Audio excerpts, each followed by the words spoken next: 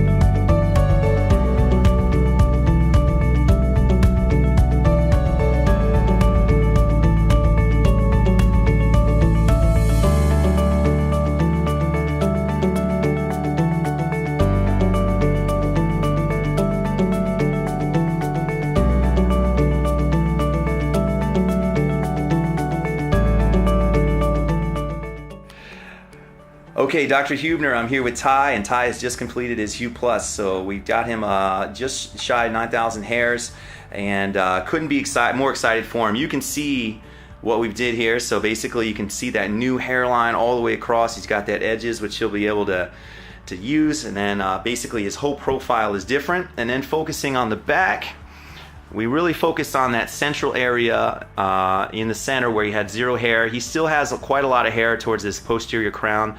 So we really kind of addressed the areas that he needed hair the most. But Ty, in terms of like, how it was today, how much pain were you in? What did how was the day in general?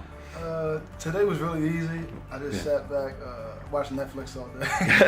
So it was really easy, no pain. Cool. All right. Yeah. And we talked about, soon the anesthesia is going to start wearing off, and we have pain medication available if he needs it. But awesome, man. And we might even see him tomorrow. He may come back and kind of tell us how last night or tonight is for him. Yeah. So thanks a lot, Ty, and looking forward to seeing the next couple videos where you're going to start having the hair grow in. So awesome. Thanks again for doing the videos for us.